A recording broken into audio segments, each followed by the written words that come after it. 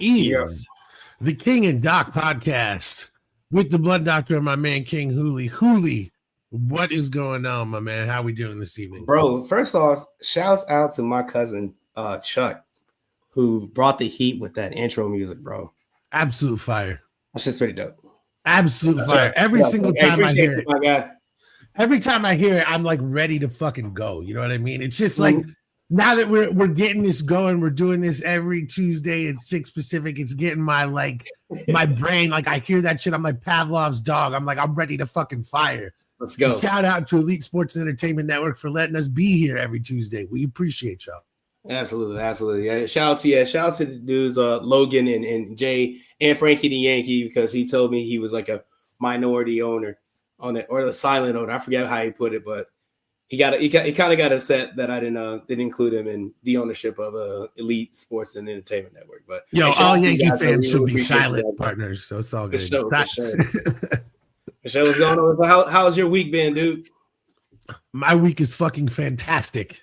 My week is wonderful, thrilling, incredible, and for so many reasons, I couldn't possibly be happier. I'm to the moon, I'm back from the moon, and then I'm back at the moon again. All right, I got you. Been there too. I'm very excited. Like I said before, I'm very excited. I told you off there, my daughter's coming in town this weekend, so I will be very happy to hang out with her. That is dope. Oh no, you know what I'm saying? It's her first time out in LA, so I'm gonna take her to go do some LA stuff. She'll be out here for a couple weeks, so I spread it out. I'm not gonna try to condense everything because then she'll be bored by then. So what is LA stuff for your 20-year-old? Because like LA stuff is normally like Disney and Universal, but like she's not old enough to go to bars, right? She's 20, so you're not taking her out. So No. And you're a dad anyway, so you're not taking her anywhere fun. But she's not going to want to do. How do you balance this? This is what I want to know. Man, let's hear what a legendary dad does. It's of course I'm gonna take her to the spots when you think about LA. I'm want to take her to those spots. Hollywood, see the Walk of Fame, see the stuff she's seen on TV before. The pier. You know what I'm saying? I might have to put some blinders on. It's like just ignore the crazy people, but to take it to some of the cool spots out there. You know what I'm saying? That you would want to see your first time coming out here. Yeah, of course. No, and then, of course, like Disneyland. Of course, I want to take her out there. Knott's Berry Farm for sure because I have passes. I don't know, but like I don't know what 20-year-olds do, so I have to figure that part out. That's what I'm saying. I want her to be able to enjoy it too. You know what I mean? But she's not really the the go outsy type person. Yeah. I have a nephew who's 20, and it's just like I'm just like, so let's go get pizza. Like I just, what I'm saying? And we always end up having a great time. We do a bunch of things, but I'm always just like, we can't. I never know. Like I'm trying to be cool. And I'm not trying to suggest things that are not cool, right? But I'm trying to not, that's the thing. It's like I love my nephew. He's the bomb. He's a great hang.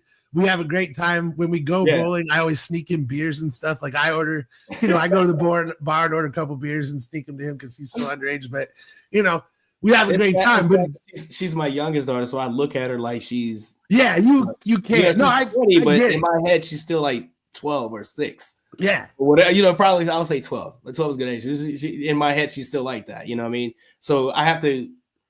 What I'm looking forward to is getting to know the adult Melanie. Yeah. You know what I'm saying? So yeah. I'm looking forward to getting to know her. So that's gonna be cool. Hey, but we'd like to welcome you guys back to the King and Doc podcast. It's a Tuesday, so you can catch us here on Facebook with the Elite Sports and Entertainment Network.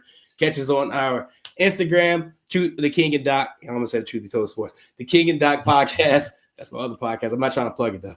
And it's also, catch us on YouTube. If you're watching this on YouTube, make sure you like this video first off. Hit that subscribe button. Click that post notification. Let you know that when we drop on Tuesdays, we just told you Tuesday 6:00 p.m. on the Pacific time, 9:00 Eastern. All right. But today we're gonna talk. I mean, obviously Sunday was a big day, right? So a lot of us gonna be dealing with the Super Bowl. We're gonna talk commercials, halftime show. We're gonna talk the game. because we talk sports sometimes too, because we're still two dudes. Dudes, what's going on, man? Like motto for the podcast. Oh, yeah, we're still two dudes. The King and Doc podcast, still two dudes. Hey man, speaking of Super Bowl, did you obviously you watched it? Oh yeah. And last week I think we gave our predictions. I picked the Chiefs, you picked Philadelphia. Yep. Right. Did you see the blowout? Did you feel like it was going to be a blowout? I mean, I picked it 37-34, so I can't claim that I necessarily saw it coming, but I definitely thought there was a much higher possibility of the Eagles blowing out the Chiefs than vice versa. What I said at the time, I think held up. I think the Chiefs are a deeper roster. I think that they are better in the trenches on both sides of the ball. I think that really showed. Eagles, right. Yeah, I think that they have better skill position players, especially at this point with Travis Kelce just being a shell of himself. And I don't think that Patrick Mahomes is either 100% healthy or the player that he once was. And I just think we finally reached the end of, the unlimited, unstoppable Chiefs. And now it's going to be about this sort of piecing it back together, which is going to be difficult for them to do, but that's the job. Yeah. I didn't see this coming at all. I'm going to tell the straight up truth. I picked the Chiefs in a close game because that's just how the Chiefs have been playing games and winning games all year long. So I figured it would carry over into like one more game, which would be the Super Bowl. But obviously what I did take into account was that Philly, of course they had that chip on their shoulders, from losing the last time.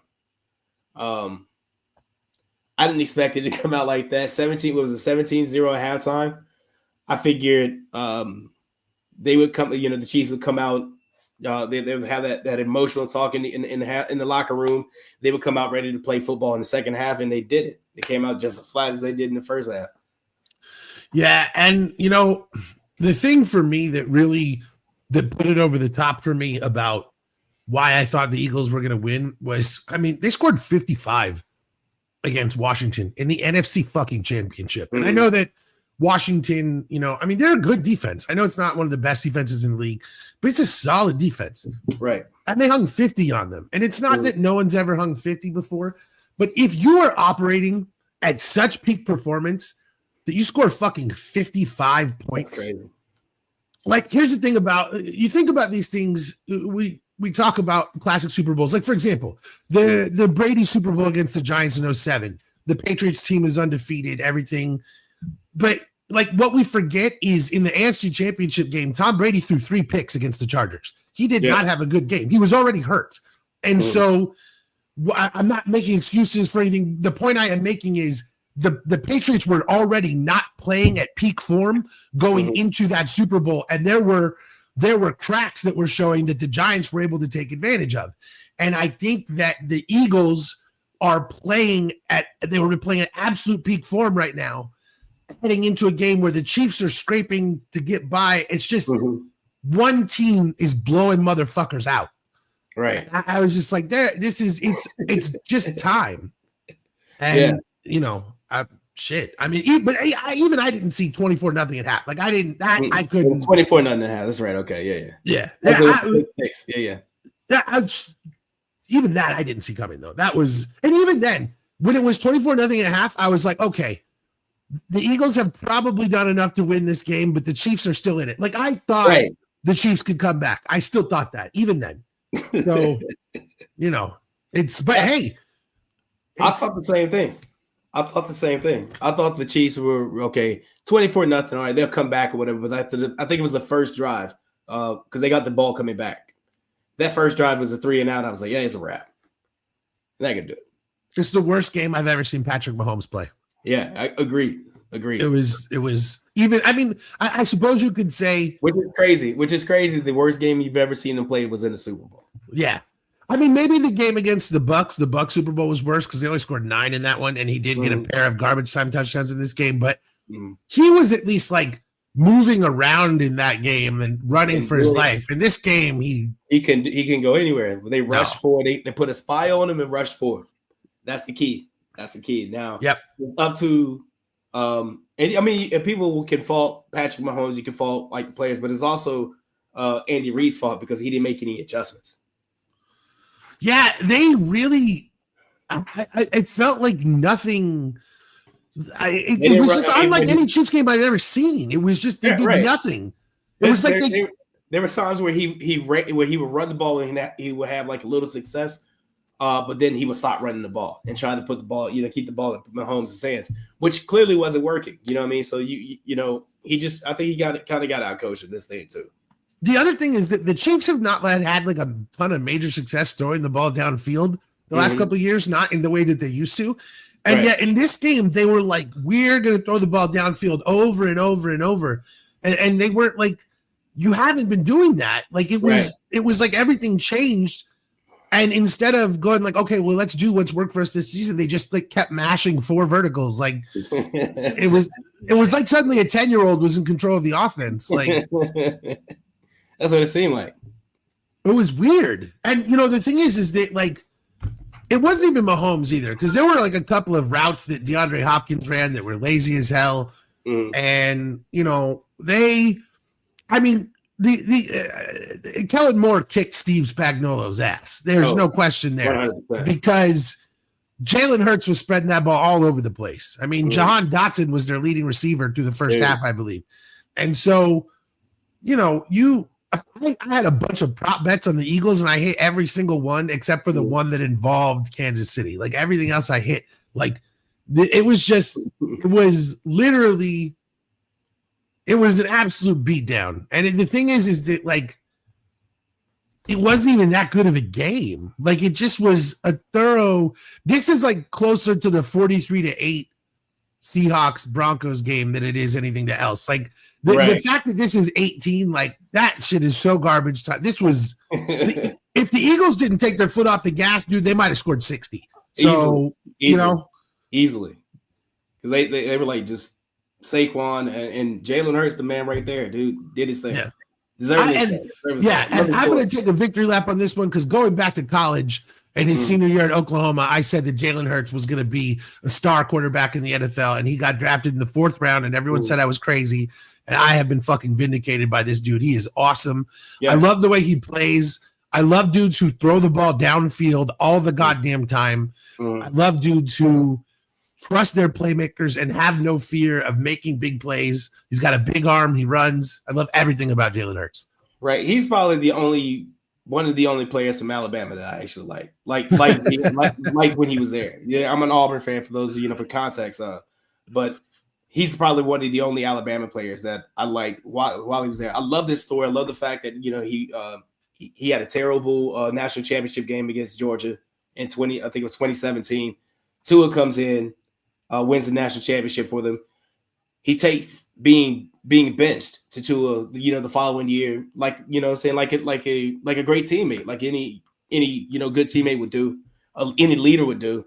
And then when it was his time to step up, he did it for the team. And Alabama, I think, was the national championship, not national championship, the SEC championship, and Tua was struggling. Nick Saban turned to Jalen Hurts. He put the team on the shoulders and came in and won. When he transferred to Oklahoma, I was like, this dude's going to be the Heisman Trophy winner. And I believe it wasn't for the game.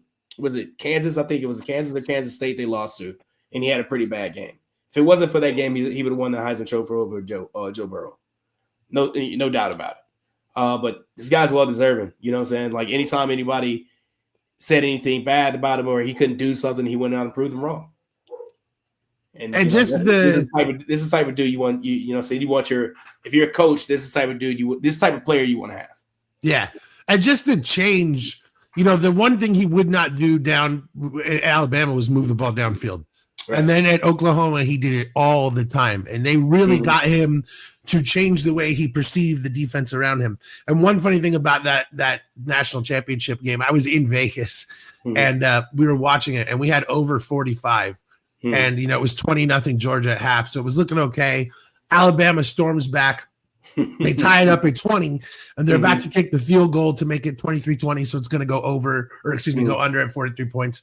So we're all walking out because we know that we're going to. So I go to the bathroom. And then I come out and I watch the kick.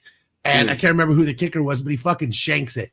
And so my friend's still in the bathroom. I ran back to the front door of the bathroom and I yell, he fucking missed it. And then all of a sudden, this like flood of dudes comes running out of the bathroom.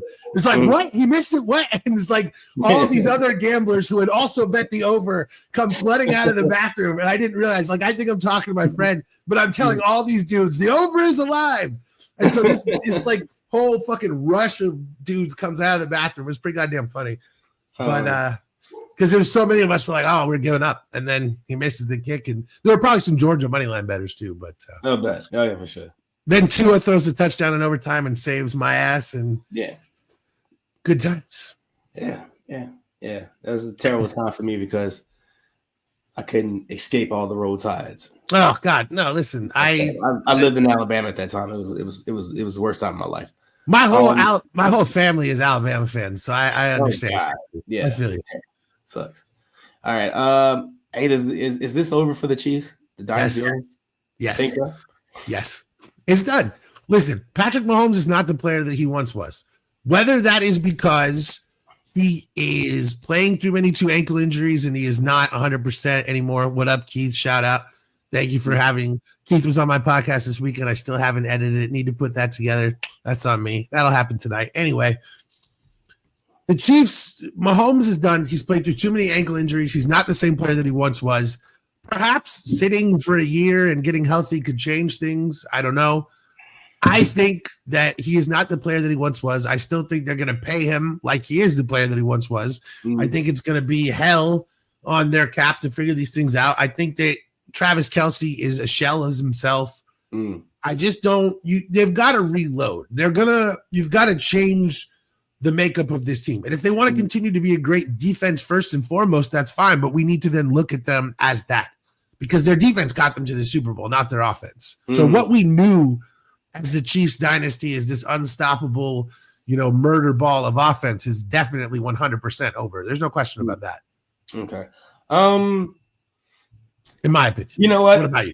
It reminds me a lot of New England. Because like New England was very hot in the middle, say in the beginning, then they kind of cooled down a little bit, then they picked up again, and then they cooled down, then they picked up. So this is giving me New England vibes. So I don't think it's over. I think they do rebuild, retool. I think next year might be like a year where they don't make it. This will probably be they give it to what's his name, the dude, the boy they push down your throat every year, Josh Allen. I think they give it to him next year. Say give him his chance to see what he can do with his opportunity. But I think they come back. But isn't that based on the presumption that Patrick Mahomes is going to be able to play as long as Tom Brady did? The problem there. He still has he's only been in the league 7 years. Yeah, but he can't scramble anymore. He can't move like he once did, and he doesn't. He's not a pocket quarterback. You know what makes Jordan so great, and you know why Floyd Mayweather is so amazing? Yeah, their adaptability to the game. Patrick Mahomes has not shown that for 2 straight years. Well, he's going to show. Give him some time. He's 7 years. Yeah, I'm not. He would have to. He's going to have to because he'll be at the point where we just lost the Super Bowl. We obviously don't look like the team we used to be this season. We chugged our way into the Super Bowl. There's some things I could change. It's gonna if he's a true champion, he'll think that way. Tom Brady's done it. Michael Jordan's done it. Fair enough. I'm not saying it's impossible. It's certainly not impossible. Done it. Like everybody's done it. You adapt to how the game is. My thing is that he has not been that player for 2 years, and he has shown literally zero ability to change the way he plays. You don't have to change if you keep getting there. What's there to change? Because whatever you're doing is working. He just got his ass handed to him on the biggest stage. But now it's time to change. But he's been garbage. Numbers have been bad for 2 years. The defense has been carrying him. Right. At what point? Well, no, but at what point, like everyone is like Patrick Mahomes is the greatest. He's the everything. At what point do we put any accountability on him? They lost me. Of course, he has accountability because he's the quarterback, and of course, those 2 picks that he threw in are completely his fault. He had no business throwing those balls, right? But at the same time, you got to give this dude his credit. You know what I mean? You got to give him the benefit of the doubt. Well, he's been getting the benefit of the doubt forever. He was great in the beginning part of his, so far in his career. Let's see if he can continue to be great. Let's see if he can make those changes. What I'm saying is that he has to play the game completely differently than the way that he plays it now. Right. He can't continue to try to play Russell Wilson ball. It will not work. It won't work. He has to, if he wants to succeed, truthfully, what he should do is watch film of Tom Brady all the time. Because Tom Brady is the most immobile, stand in the pocket, statuesque dude ever. And he's the greatest quarterback of all time. And Mahomes needs to sit there. He has those skills to do it if he just does that. He'd have to play the game completely differently. And the Chiefs would have to scheme their offense completely. Again, I'm not saying it can't be done. I'm saying, does Patrick Mahomes have the complete lack of ego to understand what he cannot do anymore? Because for 2 years in a row, we have not seen that shit. We have watched him continue to play baseball, and this is what happened. I don't know. Let's see, because like he is a young quarterback. He does have, some of those guys are cocky, and like, he's 30, right? He's like, well, you can kind of say he's been entitled due to his success this early. I feel like Tom Brady felt that way too. Of course. What I mean? So like, let's see, and hopefully, like I said, this situation has been humbling for him. Like even watching him on the sideline in this game, he looked like he was shaking. They said Travis Kelce yelled at him, whatever, and he's like, "I got this." Like you clearly don't have this, but is that cockiness, is that that confidence within himself that won't tell anybody else, "I don't have this." Yeah. You're 100% right. And that's all I'm saying is that we need to see him come out next season playing a different style of football and show that he can adapt to his situation. Right. And if I see that and he's successful at it, then I agree. But because I have seen him not do that, like I've watched Jalen Hurts change the way he's played football already in his career to become more successful. Patrick Mahomes is still not doing it. And again, I understand 3 Super Bowls in 5 years. You don't owe anyone apologies. I get that. But we're not talking about what we have done. We're talking about what we're going to do. And if the Chiefs want to go on a Patriots-esque run where you have 7 Super Bowls, then Patrick Mahomes has to look at this game and say, I need to play like a pocket quarterback. And that's all I'm saying. And he could do it. I just don't know that he is going to. And that's one of the most interesting things to me going into next season is watching like the first 6 games of the Chiefs and seeing is Patrick Mahomes trying to force it. Yeah. I mean, we'll see when that happens, right? Yep. It's going to be interesting. If he goes into next season thinking he's going to do this, I don't know. Let's see. See if it changes. Big disappointment. A lot of people disappointed. A lot of people. I know I was. Super Bowl commercials, man. What the fuck happened? They're not funny anymore. It's not. Number one, there's too much like heartwarming America. And these are horses and Clydesdales. And, it's just like I don't laugh at all anymore. Maybe I'm just old now. Maybe I'm literally just old. But I remember that people used to like go to Super Bowl parties and not watch football, but watch how hilarious the commercials were. And now they just suck. Yeah, like what? They're terrible. I think there was only 2 that stood out to me. Obviously, what was the Mountain Dew Baja Blast one with the seal? That was a good one. And then whatever Kanye West was doing. Oh God. Oh. You know the net result of that too, right? What happened with that? What was that? He pointed it to a website and he deleted all the other stuff on the website except for one T-shirt that had a swastika on it. Dude, I don't even know what to say about Kanye anymore.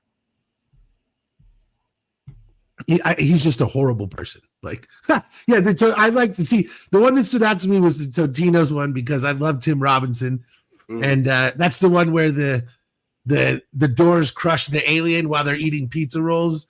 And I saw that, but I didn't see it. People were talking like in the middle of that, but like I don't know what was going on. Yeah, and the kids react to it. I looked up and I was like, "What happened?" Because the kids freak out when the doors close and kill the alien. But then Tim Robinson from I Think You Should Leave and his best friend Sam Richardson from Detroiters, they did that show together. They're both standing there still eating the pizza rolls, and they go, "We didn't know him as well as you, so it's not as sad for us." If you've seen I Think You Should Leave, it's just that kind of humor. That one stood out to me. There were just so few. Like in the old days, I remember, and again, I'm just being old. Maybe I'm just being old, but I can remember like 10 years ago going on the internet the day after the Super Bowl and like wanting to read lists of what were the best Super Bowl commercials to see what other people thought. You know, and it's just not. They're not funny anymore. I feel like it's just one of those things where a Super Bowl commercial costs so much money now that they're just like, fuck it, we're not gonna hire a good writer. We'll just put our brand on there, and you know what I mean, like, because we just do something. Yeah, shit used to be funny. It really was, and now it's just it used to be cool, man. Yeah, now really, it's just not anymore. Like every commercial used to be a hit. Yeah, now it's just a great time to go smoke a joint because it's a fucking 8-minute commercial break every goddamn time. So it's just good time to go smoke weed. It's just boring. But I was just bored. And you know, the funny thing is you go online, you go on Reddit, and there's Europeans like, why are Americans obsessed with advertisements? Advertisements suck. It's like, yeah, dude, they were literally better. That's the thing, is that for a long time we had actual writers writing these hilarious things that just had branding in them. Right. And now they're just literal ads. They're not special anymore. It's boring. You know, it wasn't boring. Tell me what wasn't boring. The halftime show. I enjoyed it. Could it be I'm a Kendrick Lamar fan? Yes. Could it be I'm not even like a West Coast dude. I'm from Alabama. But it was a great time. I really enjoyed it. It was amazing.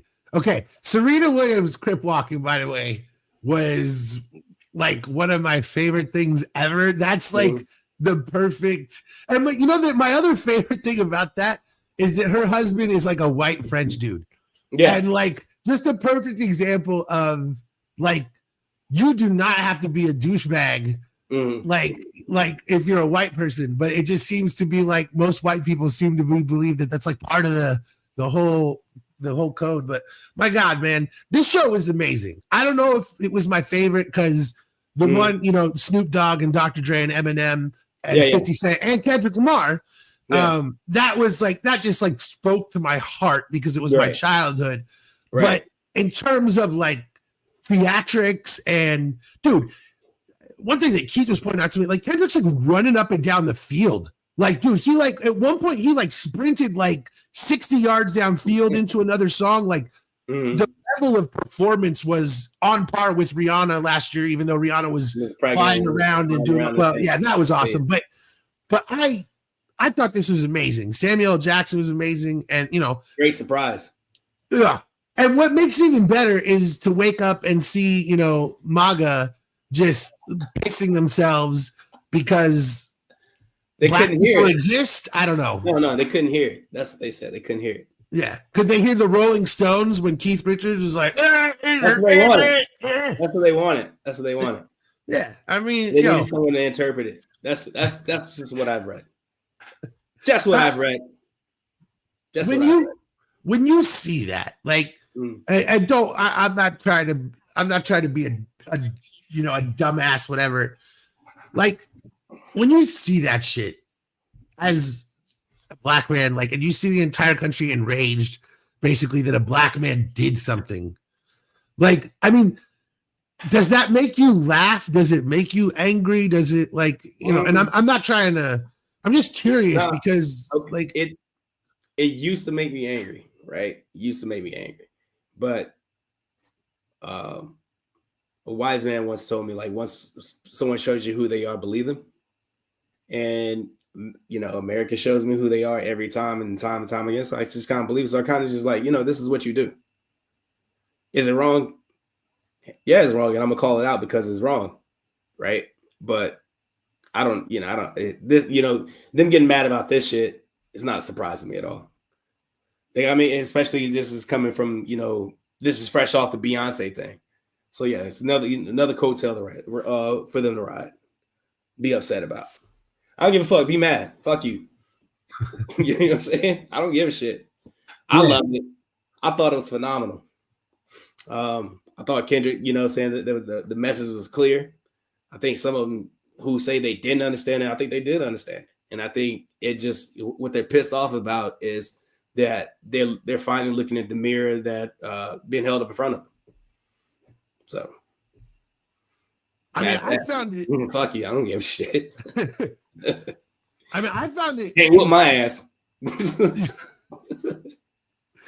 mean, I found it like inspiring. Like the number one, the choreography, the just the work of the show was fucking incredible. Like I thought it was awesome. Like I was just like vibing out like a motherfucker. I thought it was amazing. And then you and me were texting. When he looked right in the camera and said, "Say Drake," like that was that could not have been timed out or set up more perfectly.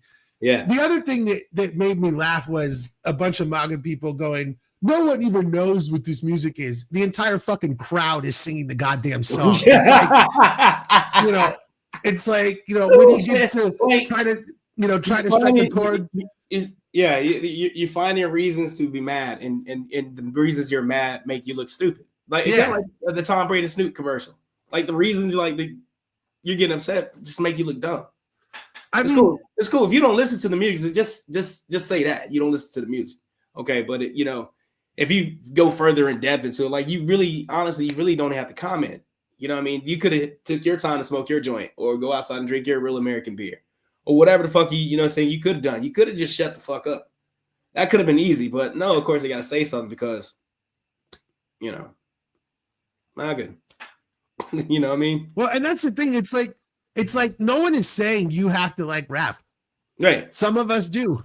So what? Like what? Like this is just another example of black people exist. That makes me angry because black people don't follow white culture and all this other bullshit. It's just like, dude, like I don't get it. Like if a country musician came out and performed at the Super Bowl, I would not be like, how dare you? Oh, why would they put him here? Oh my God, why didn't get Lil Wayne? Because Jason Aldean is performing. No one gave a fuck. Okay, like guess what? I'm gonna go step outside and smoke my joint. Well, this is good. I don't have to listen to it. I don't have to watch it. You know what I mean? There's been Super Bowls that I've done that before. You know what I mean? Katy Perry, when she performed at the Seahawks Patriots Super Bowl, she was rooting for the Seahawks because she was dating Russell Wilson at the time. So I was like, I'm not watching this shit. So I went outside and smoked a joint, quite literally. And I just don't like. You don't have to comment on anything. That's the best advice that people can understand. I think that one thing about our social media culture has made people believe that they need to give their input on every single thing, or that everyone around them is waiting for their input on every single subject. Yeah. I have to provide my comment because you've posted your thoughts, so I must reply. And it's like, no, you don't. You don't have to reply to a goddamn thing. You can just push it yourself. People can't be civil with that either, because I conducted a social experiment over the week, if you will. Let's hear it. Yeah. I think I sent you a couple of them. You know what I'm saying? Oh yeah. Yeah, I sent you a couple. Sent you a couple of them, man. And just people. If you're gonna get mad, like you can have a discussion and people understand because words mean things, right? But you become disrespectful, but then someone's disrespectful right back to you. You can't play the victim. That's not cool. That's not gonna fly. That's not gonna fly with me, at least. Yeah. So that was terrible, but it worked out exactly how I thought it was gonna go. There were some cool people in there actually, and I ended up listening to a couple Alan Jackson songs. You know what I mean? Because like that's one thing, because everybody was like, who is this person? Who is that person? I'm like, yo, whatever, bro. Was one of them The Simple Things? I think so. Yeah, it's like one of the it's like what my mom and I listened to when I was like 9 years old. Hollow Point. Yeah, I think it was one of the. What up, Hollow Point? Yeah, I mean. See, that's how you know I'm still white. Like I have a Garth Brooks era. That's like it's how you know it's like this guy's got some good opinions, but there's still that whiteness is in him. Hey, it's okay. It's all right. It's all right. Be you, bro.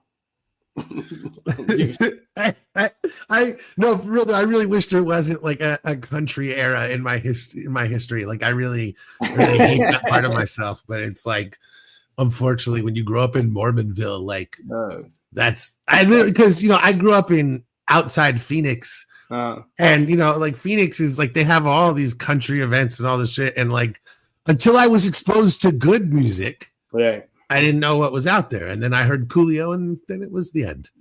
That's crazy how Coolio turned it on. Coolio saved me forever. Yes, absolutely.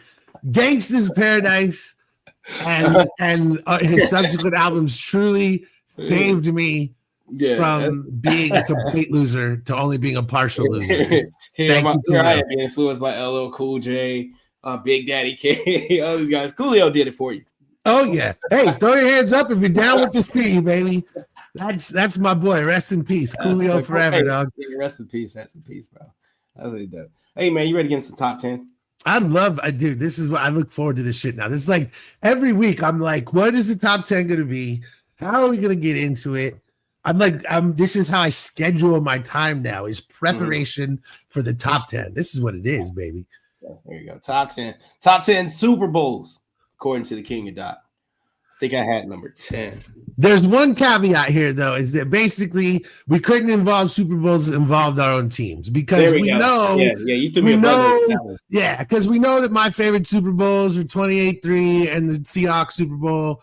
We know that Julie's favorite Super Bowl are the helmet catch and all this shit. We all know that. We've debated that shit to death.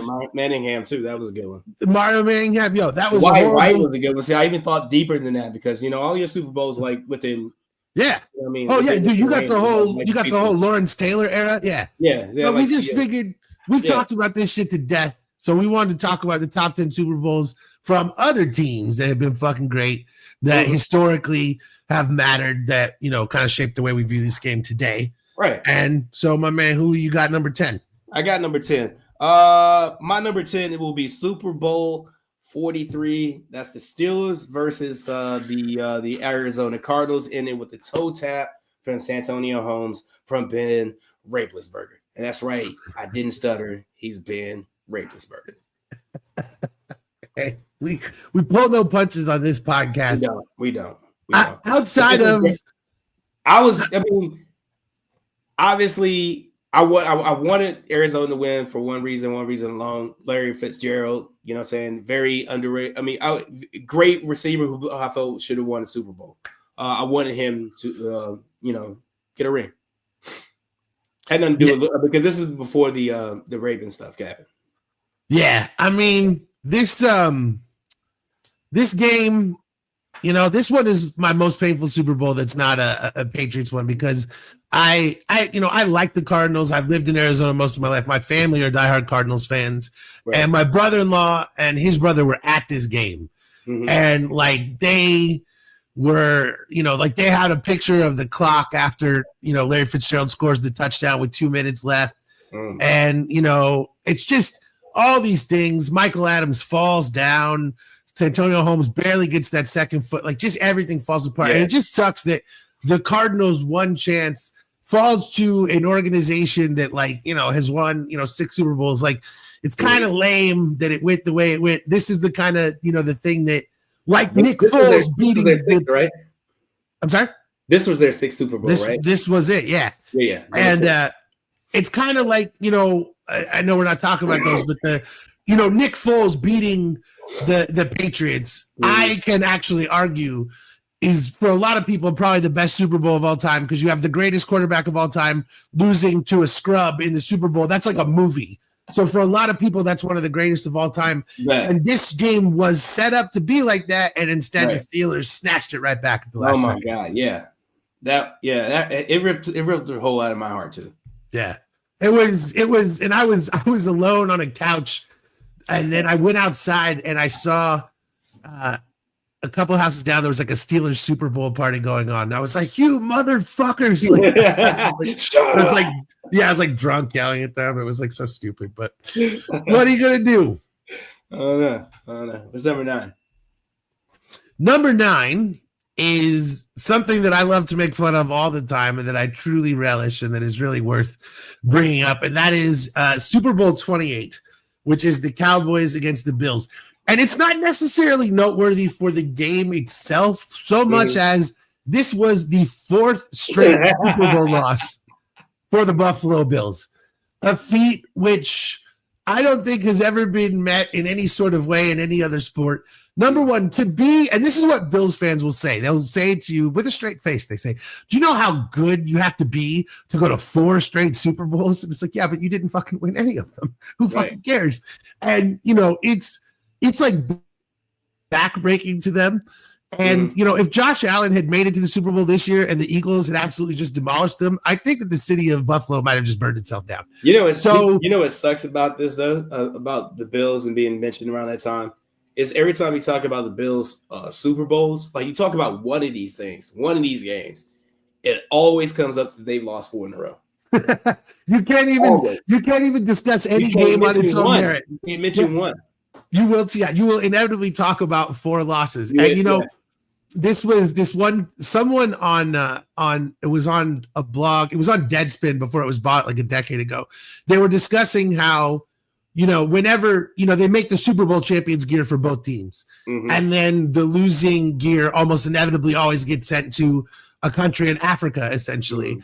And then he said, he referred to it as the Buffalo Bills as the greatest dynasty to ever exist in Africa. and I then at that point, at this time, this was in like 2010, I started working on a movie script about like some kids who came over from Africa not knowing that the Buffalo Bills were terrible because they believed they were great because they had all these championship gear. And obviously I didn't end up going anywhere. But at the time, I thought that was like a really interesting idea. Is like, there are people in this world who literally, especially in like the pre-internet era, they literally don't have the knowledge that we have because essentially we raped their world of minerals and we've kept them down and done everything we have.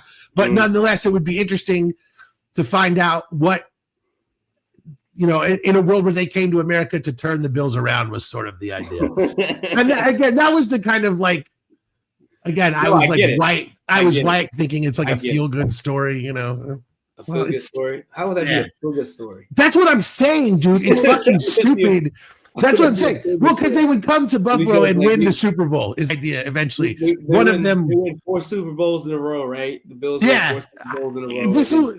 You come to the United States because in your dream, your life dream is because you have all 4 shirts is to go to a Buffalo Bills game. No, but it was the kind of movie that I in my like Disney idea of like what like people from Africa would do. That's what I'm saying. It's like you grow up as a white person, you have to like I get it. You have to like shock your system as you get older to realize you don't fucking know anything. This is what I'm saying. Number 8 is Super Bowl 32. Denver Broncos versus the Green Bay Packers. Yeah, let's bring that slide up. Boom, that one with the helicopter spin. John Elway winning his first one. I picked this one because of John Elway winning his first one. I remember that moment for him having that moment. And then, I think the Packers honestly were like favorite to win this game. They were returning champions. They beat the Patriots the year before. And just people just thought they were going to win. And then John Elway was like, no, I'm 38 years old, and I'm gonna get this first down. I'm going to win this game. And I was like, wow, that's cool. Yeah, this is in Brett Favre's run of 3 straight MVPs too, when he's like at the top of his game. And yeah, even I hate the Broncos now, but even I was rooting for them. Before he stole from the state of Mississippi. Oh, boy. Oh, my God. Yeah, before he said dick pics to Jen Sturger. Yeah, before he did all that crazy crap. Yeah. But yeah, dude, the helicopter spin is still one of the great memorable plays in Super Bowl history. The fact that LA was 38 goddamn years old when he did that. Terrell Davis, this is when he, really, that's really kind of the reason the Broncos were able to get over the top was because of the addition of a running game. And this was one of the great all-time games, really. Mark Chimura dropped a pass on 4th down and the Packers lost. So sad. Fuck you, Mark Chimura. Fuck you too, Brett Favre. Number 7. Number 7. And this is Super Bowl 24. The 49ers and the Broncos. Now, this is a little bit earlier in Elway's career when he couldn't figure shit out. This one was a 55-10 beatdown. Again, not necessarily notable for the game itself, but because This is Joe Montana's 4th Super Bowl win. This is the one that basically solidified him as the GOAT up until that point for sure. There was no question that, Montana was the best, the absolute beatdown that they put on the Broncos in this game. He and Jerry Rice were at this point combining to become the greatest tandem of all time. And this is just one of the most, if not the most dominant Super Bowl win ever. The Bears win over the Patriots, unfortunately, is also maybe it. But nonetheless, this one cemented Montana as that fucking guy, if he wasn't already. And, this game is just still kind of remembered as like one of the greatest, if not the greatest beatdown in Super Bowl history. And, they just took Elway out, man. Oh, man. Yeah, they completely destroyed them. I remember watching this game. I was a kid. I mean, obviously like a little kid. I think it was 8, maybe. And just I remember Jerry Rice having a game in this one everywhere, you know what I'm saying? And then, of course, Joe Montana solidifies himself as the, as the GOAT, and thinking like John Elway is never going to get back to this. Yeah. That's never going to get back here. Yeah. That's the crazy thing about Elway is the number of Super Bowl losses that he went through, like just the number of times he got absolutely dragged. And dude, like his career would look so different if Terrell Davis doesn't show up at the end and help them get over the top. But yeah, you make a good point, dude. This is also with Jerry Rice too. Like Jerry Rice went from that dude, like the best receiver in the league to like he is the best receiver we've ever seen. That's when we started to realize like this dude is it. And Super Bowl commercials are so much better. I still remember the Bud Bowl. Dude, there were so many great ones. It was like because they didn't have like the halftime show, so like at halftime, like Bud Light, like 40 ounces of Bud Light and 40 ounces of Budweiser would have a little football game. I miss I'm at some clips and send it to you. I remember the Budweiser Clydesdales kicking field goals too. Like I love that. That's weird. Yeah, normally they go for 2. Like that stuff was great. Number 6 is was it Super Bowl 47? It was the Ravens and the 49ers in the Superdome. I was at this game. I remember. I mean, I enjoyed it because this is Ray Lewis's last game. I remember this one for it being Ray Lewis's last game. What was the blackout like? Weird because Beyonce had just finished and she just finished and it went out, and a lot of us thought like, okay, this is the end of her show. Okay, the lights went out. Right. And when they start coming on and like you realize that they're just the emergency lights that are on, you're like, oh, what the hell's going on? Oh my Didn't God. realize that, it was going to take. I didn't think it was going to take that long for them to restore the power, but it was freaky. Were there like beer or food sales during the power outage, or was all that shit? No, actually, I was there because I used to work with ESPN, so I was like right there on the field. Oh shit! Okay. Yeah.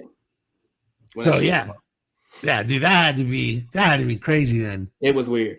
I remember that on Twitter, like everyone was like, Bane is about to come on the field because that was right after The Dark Knight Rises came out and he blew up the Pittsburgh Stadium.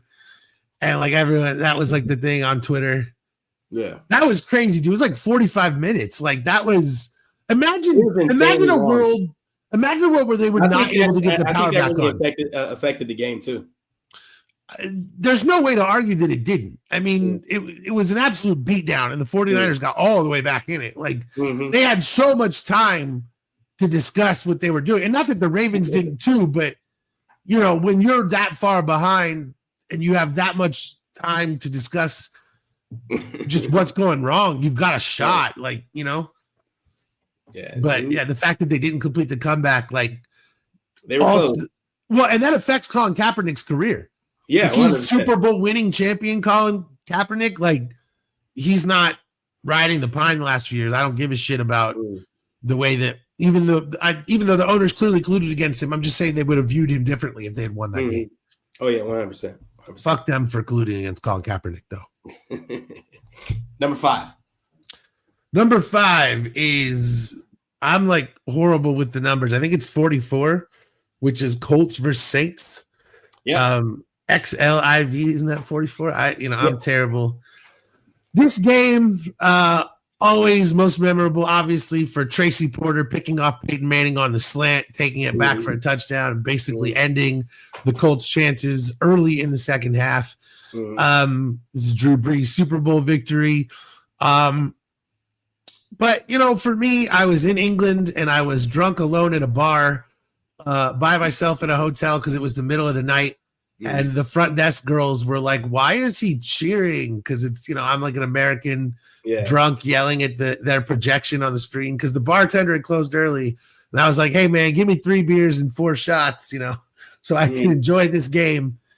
And, that was an interesting time. I sat and watched this entire Super Bowl by myself in the lobby of a British hotel at like 3 a.m. because that's how addicted I was to sports. And I was traveling for business and I was like still completely addicted to it. But nonetheless, a truly defining moment for Peyton Manning because this was the opportunity for him to start to get into the greatest of all time discussions truly and, all these things. And he just didn't play a good game. And the slant pick by Tracy Porter is one of his worst reads ever. Agreed. So there you go. That shit cost your legacy, man. Yeah, I actually had this at my number 2. Wow. Okay. Yeah, I had it at my number 2, which would have been like if weeks were reversed, it would have been my number 1. Being from the Gulf Coast, from Mobile, Alabama, having to do like this is fresh off Katrina. This season for the Saints was amazing. It may have been for the New Orleans Saints, but this is really for the Gulf Coast. Everybody affected by Katrina was even though I wasn't there, but like my mom's, my sister, and everyone was who my family was affected by Katrina, and just being able to watch them be excited for something like this great happening, was awesome. It was awesome. I kind of felt it. I kind of felt it too. So like it did great for the city. That's a great point. This is for the Gulf Coast. A lot of people. This is an example of a sports championship that meant more than just a sports championship. Right. That's a really good point. Really good point. All right. What you got for number 4? I have number 4. Yeah, that's right. Number 4, Super Bowl 27. The Buffalo Bills again. This is the year before. This is their 3rd Super Bowl in a row losing. Dallas Cowboys. This was a beatdown. I think the final score was 52-17. Would have been 59 had Leon Lett right here scored, and they would have had the record for the most points scored in the Super Bowl. Leon Lett gets hawked down. You see Don Beebe in the background, knocks the ball out of his hand. Ball goes out of the back of the end zone, causes a touchback. The Bills get the ball back. Buffalo, I think they worked out the ball over 9 times in this game. Oh my God. Yeah. Dude, 9 times. It's unreal. It's just unreal. Like they were good. Jim Kelly, Thurman Thomas. Like they got so much talent on these teams. Like they just, dude, I get to the Super Bowl and melt down, I guess, Well, I guess, and I think, wide right just broke them. It just broke the city of Buffalo forever. Well, they got like a Sabres championship. Yeah, I was going to ask, has the Sabres won? I think the Sabres won, so good for them, I guess. Whatever. Yes. Ooh, hockey. Ooh, no. Okay. What you got for number 3? Number 3 is 45. Packers versus Steelers. I hate Aaron Rodgers. Me too. And I hate Ben Roethlisberger. However, this is the two of them in their prime. Dueling in a back and forth Super Bowl that was, decided on the final drive. This is one of the great games of all time that really doesn't get talked about. I find it interesting that this one, Aaron Rodgers won Super Bowl win. It sort of just gets ignored, I think, because people spend more time talking about how Aaron Rodgers only has one Super Bowl win rather than talking about his actual one Super Bowl win. You know what I'm saying? And so no one's like really interested in talking about how he played in this game or whatever, because you've only won one, you should have won more. And I find it interesting because, again, this was a great game. Like this is kind of a really good all-time duel. And it's just one of those games. I think also because we hate Aaron Rodgers and Ben Roethlisberger collectively. Yes. We just don't really want to talk about this game because we fucking hate those two people. So it just sort of gets lost in history. That's after the fact. It's after the fact. It wasn't really a game. It was. I mean, Aaron Rodgers became a douchebag as he got older. Like when he was younger, he was not nearly this much of a fucktard. Ben Roethlisberger is. I mean, well, dude. I mean, he wasn't like going on podcasts and telling people not to get, vaccines and all this shit. He kept that shit to himself. And if you ayahuasca. How do you say that? Yeah. So, I mean, and also it's like, if you want to be crazy and do things on your own, whatever, but going on, TV and telling people to do shit is so different. And, so I called him fake Gyllenhaal. because I don't know what he was thinking. I don't know. He kind of looks like Jake Gyllenhaal a little bit to me. That's hilarious. I call him fake Gyllenhaal. But this game, I don't remember too much of it. Yeah, and that's what I'm saying. No one cares about it. It's just, that's what I'm saying is it was actually a great game with two quarterbacks at the height of their prime dueling it out. And, the Packers win it in a close game, and it's just forgotten because everyone hates these teams. Everyone hates these number 3 on this list. Somehow made number 3 on this list because I remember the game. And that's the thing is, that's the thing is I was purely thinking of the game, and I was making the list, and I was like, this was a really good game, though. This is the thing. It's like, it's hard to, but if we're just purely talking about football, if you want to just go throw on highlights of a good game, this is one of them. So, here's a really good game. Number 2. Super Bowl. What is that? I got to do some math. 34. This was my number 1. The Titans and the Rams. So, this could have been like a lot of people's number ones. And like as many times like I've rewatched this, it just seems like Kevin Dyson was like further away from the goal line every time. Like he was down before, like even doing the stretch for like to make it close. He was down like 2 yards before that. But somehow the interesting thing to me. Yeah. No, I agree. The interesting thing to me is because I mentioned to you when we did the video game countdown, NFL Fever 2002, and it has the shot of Dyson catching the ball. The crazy thing to me is if you see where he's at, I don't understand how he didn't score. When he first catches the ball, he's got such a line to the end zone, and forgive me, I forget the linebacker's name who brings him down, but Mike it's actually Jones. There you go. So Mike Jones. and that's funny that I would forget that in that case, but it's just an incredible play by Jones because Dyson has the angle on him. He should be able to just outrun him straight to the corner, and he tries to cut up field too much instead of going more horizontal. And I think the Titans could have tied this thing up. And I just think, again, of precluding the games that we're not talking about, this was just the most exciting ending to any Super Bowl that I remember watching. And I originally had this number 1 on my list. So even though Dyson was down at the 10-yard line, he definitely was. It's one of those things where he's definitely more down than you remember because your brain processes it like that. He's down like at the inch line. But again, for me, I just always remember if he makes a better cut, they score. Yeah. Oh yeah. I thought the same thing because like I think he ran like a little slant route, like a little 3-yard slant, 4-yard slant, 5-yard slant or whatever. If he catches that ball and makes 3 more steps in the direction where he's going, he scores a touchdown. Because he just twists right. Mike Jones, like the little move he tried to put on him, gave Mike Jones enough time to recover and dive at his legs and make that tackle. Yeah, dive at his hips rather to make that tackle. And he twists by him. Yeah. Instead of just trying to sprint by him, and it's just like you had it, and they start to kick the extra point. And I think the other thing is people are like, oh, they wouldn't have won. They would have had to kick the extra point. We would have gone to overtime. But nonetheless, an incredibly exciting ending to one of the great Super Bowls, and the Titans franchise has been broken ever since. All right, number 1 Super Bowl according to the King of Doc. So, as I said, the number 1 Super Bowl on my list was this Titans Rams. So I had to reconsider my list a little bit, and where I ended up was Super Bowl 13 Steelers Cowboys.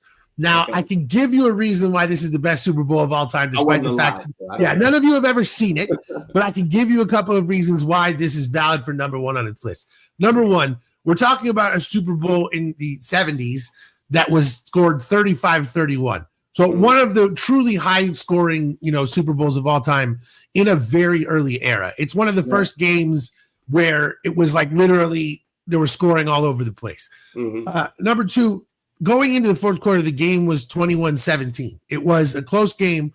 The Steelers get 2 quick touchdowns. Dallas tries to come back, but it was like a modern Super Bowl in a very early era. And we know that Bradshaw, this is kind of when he started to actually announce himself a little bit, because Bradshaw in the early years, even when the Steelers were winning, wasn't very good. And it took time for him to become Bradshaw, the all-time great. Like in his first, he wasn't that good at first, truly. It took time for him to become Hall of Fame Terry Bradshaw.